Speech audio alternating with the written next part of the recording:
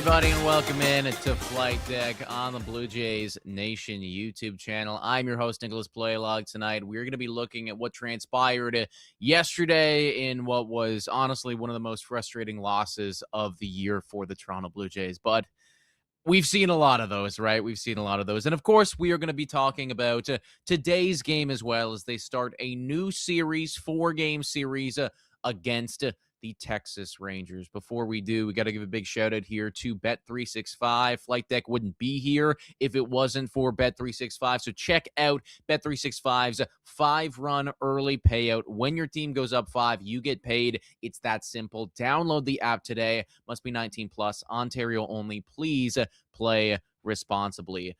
Let's talk about yesterday's game, everybody. Just rip this Band-Aid off quickly. Another classic we couldn't string anything together type of ball game, and it's so frustrating, right? Because you see a game that happened the night previously, right, where it's the offense is going crazy. I forget how many hits they had, but it was like double digits for sure. It was like 14-15 hits they had the night previous, where they inevitably ended up losing to Houston.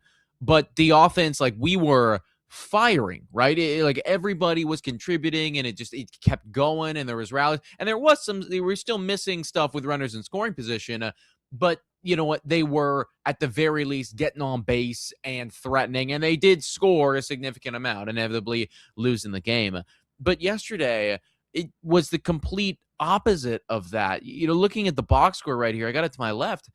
4 hits for the Toronto Blue Jays. Springer 0 for. Nathan Lucas, he goes 1 for 3, ended up with just 1 for 3 actually. Then you got an 0 for from Straw, who only had 1 at bat. Vladdy 0 for. Kazuma Okamoto 0 for. Dalton Varsho with 2 hits, and then Kirk 0 for, Schneider 0 for, Jimenez 0 for, Ernie Clement 0 for, and Luis Urias with 1 hit, which we know how that ended up. We'll talk about that a little bit more later. But like, that's just not a lineup that is going to string anything together. I'm shocked that they even got 1, really, because when you think about that, it's like there's so many gaps between the guys that did get hit, and they only got 4 hits as a team as a whole against and I think maybe this was the most frustrating part. This was against a horrendously bad pitcher, everybody. Mike Burrows, metrically one of the worst starting pitchers in all of baseball, walking into yesterday's game. Like, they should have pounced on him. That should have been a 6, 7, 8-run game for the Toronto Blue Jays, and it just simply wasn't. I'm looking at his numbers right here. The guy now, after yesterday's good outing, has a 5.48 ERA. But it was significantly worse walking into yesterday's outing. He had a great game. That's basically his best game of the whole season against the Toronto Blue Jays in Rogers Center, when this offense was supposed to be heating up. And I think that's just ultimately what is so frustrating, right? You're getting beat by bad pitchers in your home ballpark, and it's the same story that we've seen countless times before. We're swinging at stuff that we shouldn't. We see heater, but we don't see that the heater is actually upstairs or outside the zone or below the zone, right? Like, we're chasing a pitch, but the location of that pitch is non-existent to us, right?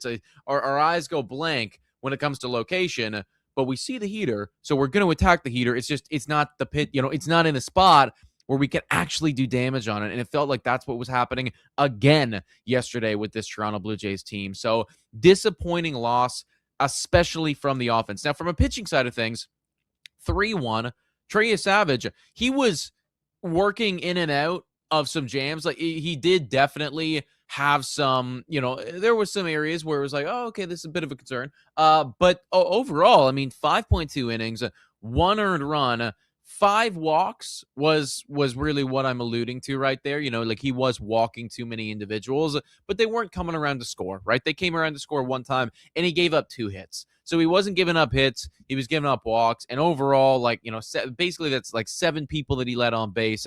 That's pretty good. That's a pretty solid outing for the kid.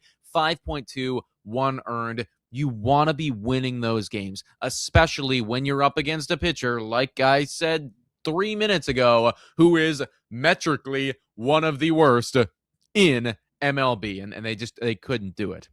Let's transition and talk a little bit about what caused the Astros to win that game yesterday. I know that my producer Thomas, he's got the clip of let's start with Jeff Hoffman actually, and we'll begin with this, and then we'll go and we'll look at that Urias mistake as well. So this was in the top of the 8th right here.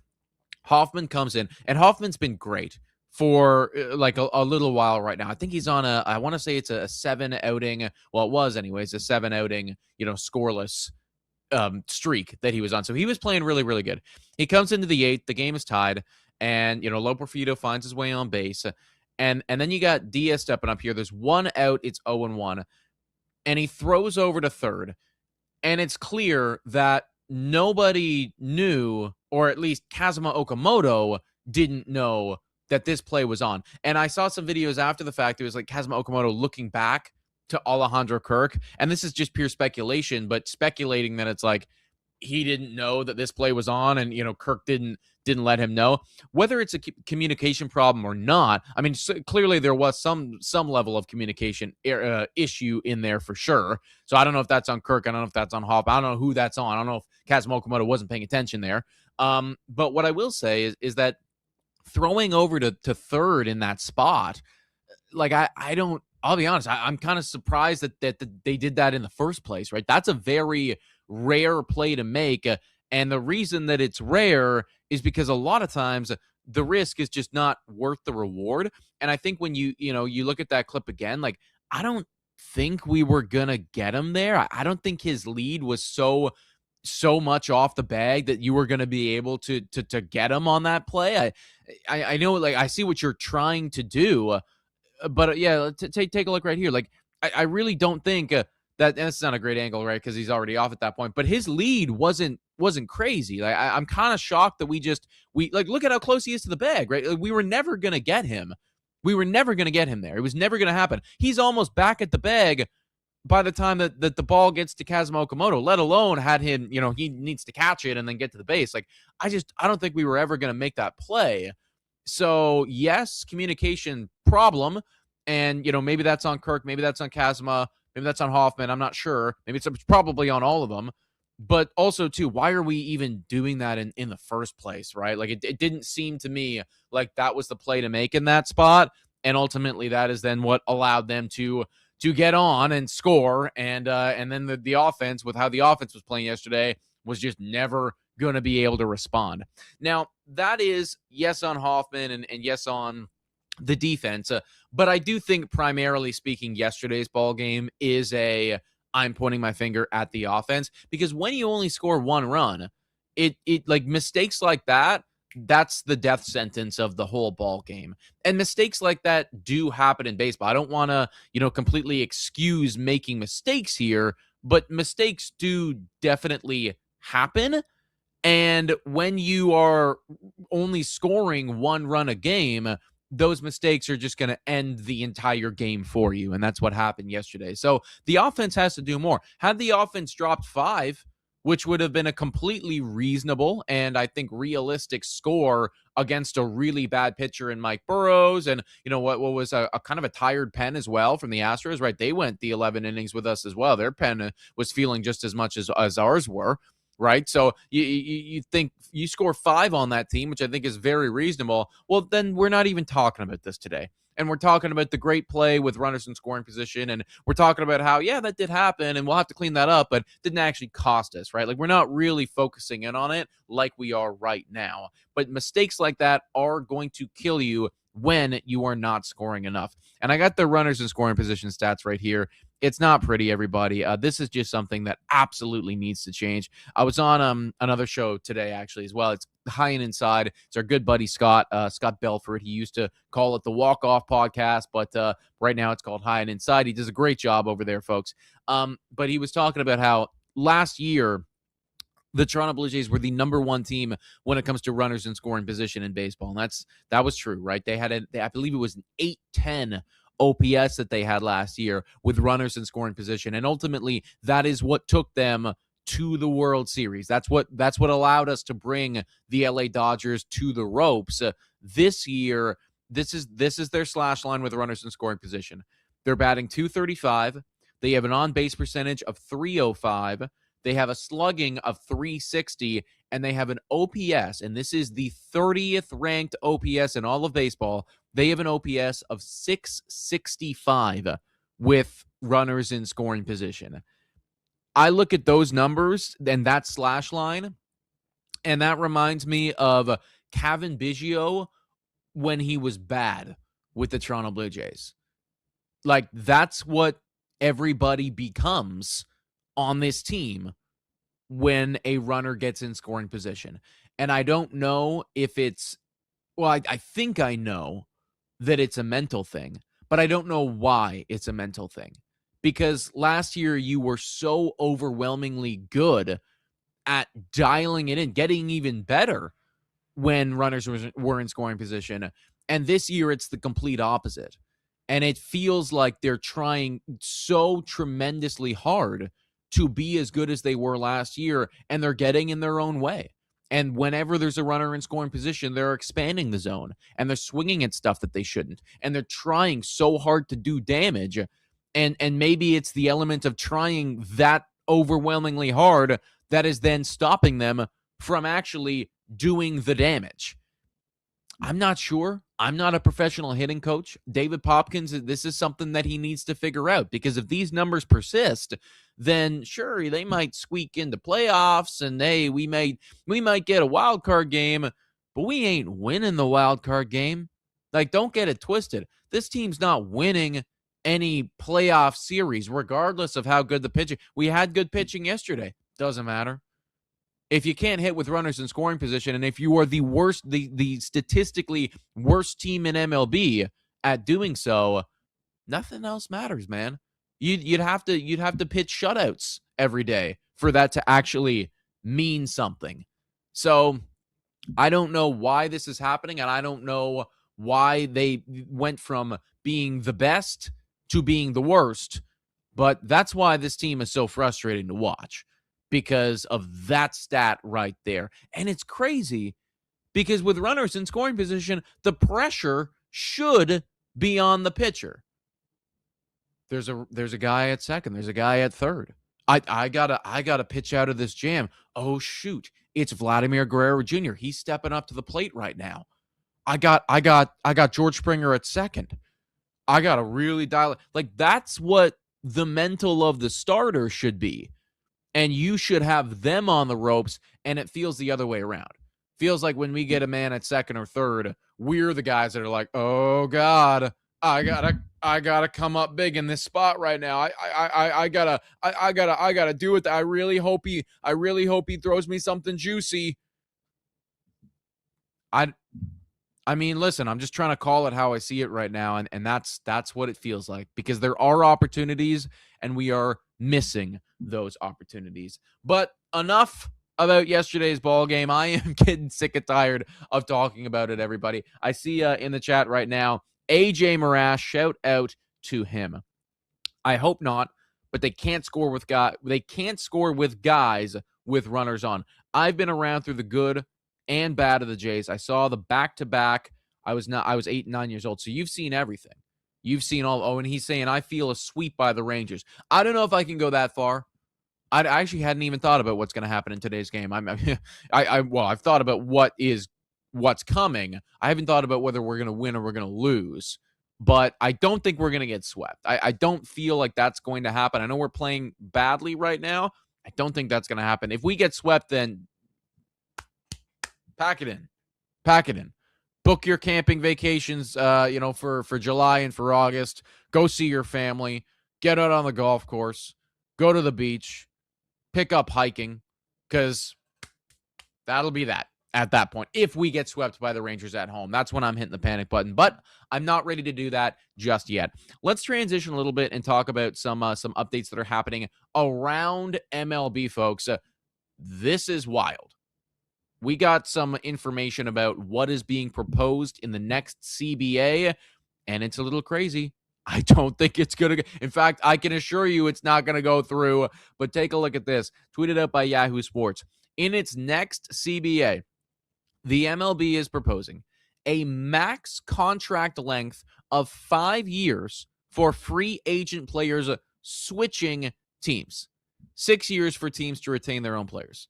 No deferred contracts, no qualifying offers, 5 years to free agency for players 30 or older. There is so much there that we can really unpack, but I don't even know if it's worth it because there's no way that this ever goes through, right? 5 years for a free agent contract. I mean, think about, I'd have to do the research here. Maybe somebody can look this up for me. But how many individuals in MLB have a contract that is longer, or that have signed a contract that's longer than 5 years? It's a lot. It's not just the Dodgers. Sure, the no deferred contracts thing, that's a Dodgers thing, right? Like that is a full-on LA, like, hey guys, we see what you're doing and we don't want you to do it anymore. That's pointing the finger at them. And so honestly, I don't really have too much to say about that. Like, deferred contracts to me do seem kind of shady and kind of silly. So if they did want to include that, I'm down for it. But the 5-year free agent switching teams, and then 6 years for a player staying in their own city, like that, I don't see how that ever makes sense. Think about it from a player like Vladimir Guerrero Jr.'s perspective, right? He signed his deal, and I think it's kicking in right now. But he's 27, I believe, right now. So he signs his deal. It's a 6-year maximum. That takes him to 33. But now, well, he's 33 years old. Is he still playing good? Is anybody going to want to pay him after that? Certainly not to the same extent that he is getting paid on his current deal. Like, if this was put in place, I mean, I have to imagine that some of those bigger names, they're losing out on not just tens, but hundreds of millions of dollars on potential contracts, because they lose all that security, right? All that, like, you're only ever going to get signed till you're like 32, 33 with a 5-year maximum, right? You become a free agent, then you pick this up, and you're 32, 33, and then it's like, now what? Nobody is going to want, like, none of the players are going to want this. I can see even from an ownership standpoint, though, I'm kind of trying to wrap my head around it, because wouldn't you want to have a franchise guy here for, like, don't you want to sell someone's jerseys for a decade or more? I mean, that's kind of crazy. And also, this is interesting right here. Thomas Morgan, shout out to my producer right here. Nearly 100 MLB players have more than 5-year contracts at the moment. That's not just the Shohei Ohtanis or the Vladdies of the world. That's a lot of people. Like, that's a ton of individuals that this would impact, and then future individuals that this would also impact. I see no world that this goes through. I see absolutely no world that this ever gets passed through, and especially if they're bringing in a salary cap, because now it's what? You're going to max me at a 30 or 40 average annual value, and now it's only 5 years too? No way. Never going to happen, folks. So that's what's going on with the CBA right now, but don't fret about it too much, because I don't think that we are ever going to see those things implemented. Let's transition and start talking a little bit about, or actually, very quickly, I completely forgot. We'll go over just that little error that was made on the base pass with Louis Urias. He's playing great in the small sample size that he's been here. This was a big mistake, though, and these are the tiny mistakes that just need to be cleaned up by the Toronto Blue Jays. You got George Springer in the box. He hits one deep. It's looking pretty good. Caught. What are you doing, Urias? What are you doing, dude? Like actually, he's watching it, and then he's like, oh, you know what? He's not going to make that play. And then he makes the play, and it's like, whoa. Like, what are you doing? What are you doing? If he doesn't make the play, you're still good, bro. Like, I think if you're closer to the base, you're still scoring on that. If he doesn't make it, terrible. Just these are the you remember the Caleb Joseph rant from a couple weeks ago? That's what he's talking about. Those are the mental mistakes. They need to get cleaned up. Same thing what happened with Jeff Hoffman. Just too many little itsy bitsy. Like, you're not playing well enough on offense to warrant making mistakes like that. Those are the things that cost you, and it did last night. Now, let's talk about today's ball game, everybody. On the bump, you're going to have Kevin Gausman. And Kevin Gausman, last time out, was not good, everybody. He was not good. On the season, he's got a 4.04 ERA. He's up against Mackenzie Gore. Mackenzie Gore's got a 4.07 ERA. They both have just around the 90 strikeout total. Mackenzie Gore's whip is significantly higher. Hopefully that means we'll get people on, but that's going to mean that then once people are on, you're going to have to actually hit with the people on. And that's kind of what we struggle with. Their ERAs are eerily similar. But Kevin Gausman's last outing was horrendous, everybody. I believe my producer has the line for it, but one inning into the ball game, and it was all over for Kevin Gausman. I think it was 7 earned that he gave up. This was up against the Chicago Cubs, and it's inevitably what led to the 16-2 just absolute shellacking that we saw on Friday. Yeah, 44 pitches. This isn't the first inning, by the way. 12 batters faced, 7 earned runs, 4 walks, 1 grand slam. I just gotta hope that's all of the bad in Kevin Gausman's month of June, and now it's just good. It'll be good from here on out. You know, it's like we've earned like 3 really good outings in a row from Kevin Gausman after last one, and I think he's going to be really motivated to come out here and just to prove to everybody, like, hey, that was a blip. That was not who I am. And I don't think it is. I think he's going to be better than that, honestly, against a Texas Rangers lineup who is not very good, everybody. They are also pretty bad at just overall kind of everything. I got their numbers to my left right here. So as a team, the Texas Rangers, they are ranked 19th in batting average, 18th in on-base percentage, 21st in OPS, 28th in runs scored. There's 30 teams in MLB, so you do the math. That's pretty bad. 21st in home runs, 25th in stolen bases. They're not good at anything. They're really not good at anything. They should not apply a whole lot of pressure to you offensively. It's just whether or not can you actually score on them, which brings us to the lineups of today's ball game, everybody. For your Toronto Blue Jays, you have George Springer leading things off. You're going to have Ernie Clement batting 2. Vladimir Guerrero Jr. is going to be batting 3.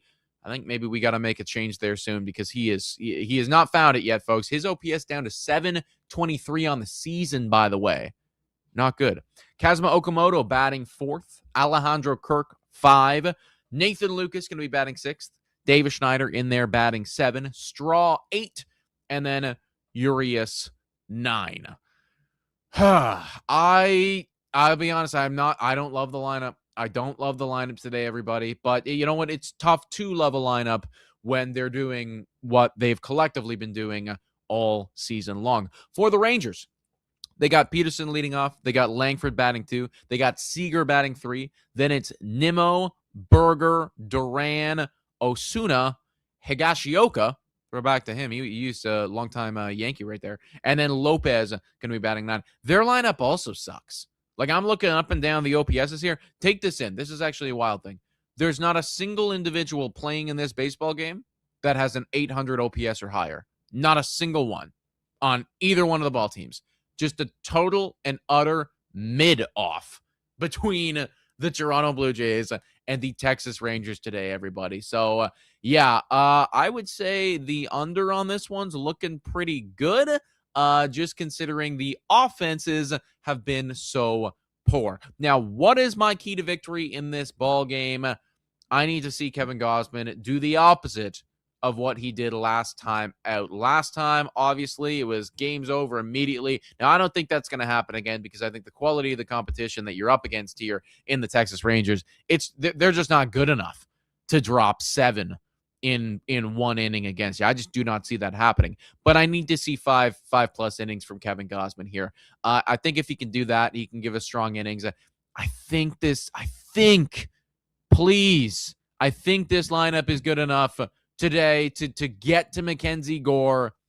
And if Gausman can just be vintage Gausman and not blow it up, which I don't think he's going to do, then I think we got a really strong chance to potentially win this game. Get 5 innings from Gausman, go to your good bullpen, and then hopefully that can be what it is to lock this one down. So that's what's going on for today's game, everybody. You guys let me know in the comments down below. What are your score predictions? If I am going to say the Blue Jays win this one, I think we are going to win it.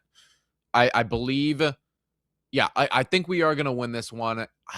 I think it's going to be a 5-2 Toronto Blue Jays win in this one. And I think you're going to see a big swing from one individual. But before I tell you who that is, let's give a big shout out to the sponsor of this video once again. Baseball fans, there's nothing better than a day at the ballpark, but there's nothing worse than waiting in long lines around the ballpark. That's why Bet365's has 5-run early payout when the team you're riding with, goes up 5 runs at any point in the game. They'll pay your bet out right then and there, win or lose. No waiting required. Besides, the earlier you get paid, the earlier you can go back for another hot dog. Bet365, download the app and see what early payout's all about. Must be 19 years or older. Ontario only. Please play responsibly. If you or someone you know have concerns about gambling, visit conxontario.ca. Terms and conditions apply. What am I betting on today? Who's the one guy in the lineup who's doing it? Who's the one guy in the lineup who is doing it right now? It's Kazuma Okamoto. He's going to go yard. I believe in it. I like the odds in it. I think he's going to go yard, and I am very hopeful that today, when he goes yard, it's going to be a 2 or 3 or maybe even a 4-run home run, instead of a solo shot, because that's going to be the difference between us really putting up runs on these guys, or it's another game like yesterday. I'm hopeful that there will be guys on base when he does go yard, but I have faith that Kazuma Okamoto is going to do something for us, folks. But that is the pregame show in this one. We're going to be live again tomorrow. It's going to be me. I'm here the whole series, everybody. So if you liked what you saw, hit the like, smash the subscribe button, and tune in tomorrow at, when is the game? 7? Same time. We'll be here at the exact same time, and then I'll be here an hour before the Saturday game and an hour before the Sunday game. Shout out to Bet365 again. Shout out to my producer, the incredible gentleman and scholar, Thomas Morgan. He's awesome. And shout out to you guys for tuning in. Thank you so much for watching, and I'll catch you tomorrow. Cheers. Thanks for watching the live stream. If you want more content like this, Blue Jays focused, make sure to like and subscribe to the Blue Jays